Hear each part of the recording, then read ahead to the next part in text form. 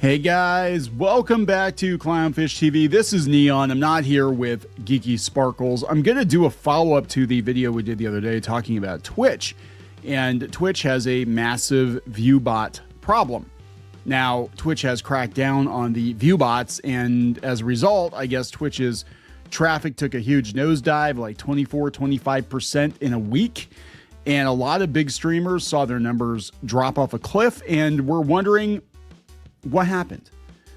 Was it individual streamers botting their own streams, or was it Twitch maybe trying to make it look like they had a lot more traffic than they actually did to fool advertisers and maybe fool their Amazon overlords?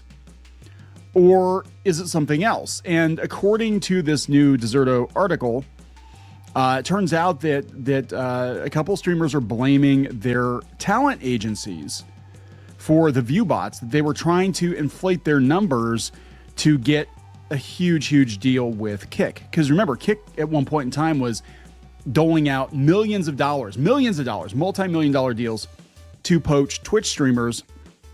And if you pulled bigger numbers, you could get a bigger paycheck from them, right? I don't know how it's working out for them, but Kick is very quickly eating Twitch's lunch. In fact, Twitch, other than like Hassan and I guess Asmongold's over on Kick now too, but there's like 5 or 6 people on Twitch that I've heard of that are basically Twitch exclusive or stream mostly on Twitch. And it does seem like the platform is in massive decline. This is not going to help. They've already had advertisers jump ship. They've had multiple rounds of controversy, a lot of it political, personal controversy. And now people are questioning whether a lot of the traffic is fake. And advertisers are going to question whether or not traffic is fake. So we're going to talk about this. Before we get into it any further, please subscribe for more pop culture news, views, and rants, guys. Hey, we have a micro campaign, a pop-up micro campaign over on Kickstarter. Yes, we just wrapped up the Bad Orcs. Now we're moving on to Geeky's Halloween pins. We're going to fulfill these both at the same time. We're going to place one big order for pins. These are only going to be up for 2 weeks because we got to flip them pretty quick. But she has designed some super cute glow-in-the-dark retro pins, and they're out on Kickstarter now. We haven't really made a lot of noise about them yet, but she designed these herself. And then we had our pin partners convert them to vector. And yeah, they're all going to have glow-in-the-dark elements. Really, really cute stuff, guys. If you want to check it out over on Kickstarter, I'll drop a link in the comments. Here we go. So, yeah, Deserto says that Stable Ronaldo says that old management wanted to viewbot his Twitch stream so he could get a big deal from Kick when the platform first started. This comes as Twitch has started cracking down on viewbotting. So he's saying, hey, I didn't do it. My management did it. Would they do it? Well, look at all the controversy going on with VTubers right now. And, that management firm, talent firm that like just completely imploded. Yeah, if they're getting a percentage of the deal and you get like a $5 million deal or something, they're going to get a cut of that. They might walk away with $1 million. So would it benefit them to do something like that? Yeah, but they count on the general public being really stupid, not catching on. And again, we're seeing that a lot of Twitch is fake. And I'm starting to wonder how much of other platforms is also fake. We know X has a lot of bots on it. I suspect YouTube does. Every time we post a video now, we get like 50,000 call girl spam bot comments. I have to go through and try to slap them down. And it could just be about fooling the advertisers. I have no idea. I don't know. I don't know who's doing it, why they're doing it. I have no idea. Deserto says Stable Ronaldo, who I don't know who this guy is. Again, I am a YouTube guy. I'm a podcast guy. I don't follow Twitch streamers. I know of Asmongold and Hassan, and that's Frogan, and that's basically it. XQC I've heard of. I've never watched him, but apparently he's a big deal. That's it. That's all I know. Stable Ronaldo claims his ex-management team wanted to viewbot him to secure a Kick deal. He revealed shocking details about how his former management team wanted the Twitch star to use viewbots to land him a deal with Kick. So viewbotting consists of artificially raising a streamer's total viewers through automated programs, giving the illusion that creator is more popular than they actually are. I suspect this is going on YouTube as well. I don't know how hard it is to do that, or what the, what I'm saying, like what the benefits or whatever are, other than to have bragging rights. And to a lot of people, there really is no financial goal. They just want to be able to brag that they've got more views, or brag that they have more concurrence on the stream or whatever. And there really is no end game, because the kind of content they're doing can't really be easily monetized, and you're not going to make ad revenue off of that. So like, why are you doing it? Just to be a douchebag, I guess. I don't know. Twitch has been cracking down on viewbotting after years of creators calling out the Amazon-owned platform for not doing enough to deal with the problem. According to Kick co-founder Trainwreck, some streamers were paying as much as $20,000 a week. Holy hell. Wait a minute. I gotta look at this. $20,000 a week for view bots. And this was last November. Clout chasing streamers are paying $20K a week for view bots. I can't. This is insane.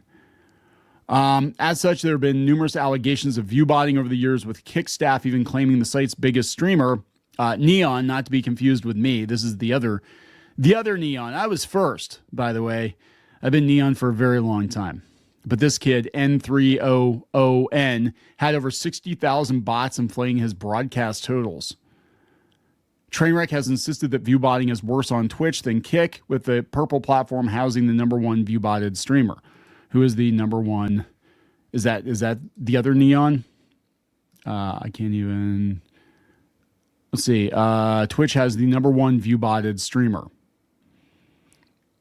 He's talking about Stable Ronaldo. Who is #1 botters on Twitch? Is that the Kneon? I don't know.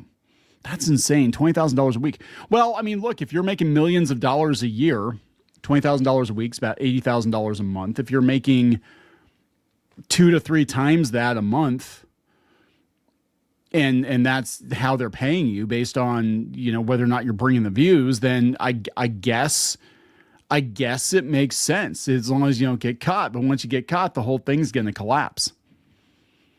They've calculated some of the view bots that we encountered to have cost between 10 to 20 grand a week. For so much money, you'd expect these bots to be pretty advanced, and they are. I'm talking fully automated. IPs are completely spread like the most basic view bot. Every IP is going to show up from one country, if you catch my drift. I'm sure you can guess which country. India. But there are some complex view bots that ping IPs. One per GD city around the effing world. None of them overlap. Wow. So with so much technology poured into them, you'd think they'd be undetectable. There's a way to catch them, but he's not going to reveal what it is, at the risk of the viewbotting technology adapting to it. So that's interesting. But yeah, again, if they're making 2 to 3 times that, and that's how they're getting paid, then yeah, I could totally see somebody doing it. Devin Nash warned the majority of Twitch's top 500 streamers are viewbotting. Amid an ongoing discussion about talent agencies and orgs purposely botting sparked by XQC, Stable Ronaldo revealed that he was encouraged to bot. Interesting. He said during his, this is a XQC's tweet. He said, I've been thinking why orgs would bot heavily. Then the answer seemed obvious. Talent agencies receive a percentage from ad streams, or talent does. Yes. By inflating their streamers, they can sell massive ad packages in bulk and take in much higher sums. To put it simply, fraud. Yes. And I'm wondering if it's not just the talent agencies, because I'm going to be honest, a lot of the individual streamers, having watched some of them here and there, or clips of them, I'm like, some of them seem like meatheads. I'm going to be honest. Like, I don't think they have the technical prowess to do this, or they're too damn busy making content to do this. But I could see their agencies doing it. I could see the platform doing it. And I understand that Twitch banned it, but I could totally see Twitch being like, oh yeah, we're going to ban that, and then we're going to blame the agencies or blame the individual streamers, when it was actually people here at Twitch doing it to try to make a case as to why Amazon shouldn't sell us off or shut us down. Because Twitch is not doing that well right now. I don't know. There's just a theory on my part. I don't know. So Stable Ronaldo says former management plotted to viewbot his numbers during an August stream. The Phase star explained how his former management wanted to use bots to boost his numbers and secure a deal at Kick, of which they'd get a cut. Old management that people don't even know about were like, if you go to Kick right now, We will bot your numbers on Twitch so you can get a stake deal when you go to Kick. We will also bot your numbers so we get a percent. That's what I was told. The streamer further alleged that this was around the time Kick started in 2023, and this offer was proposed to him by someone he used to work with, who then came back to him. We're going to bot your numbers so you have a little more viewership. I'll do this for you if I get a percent, the manager said.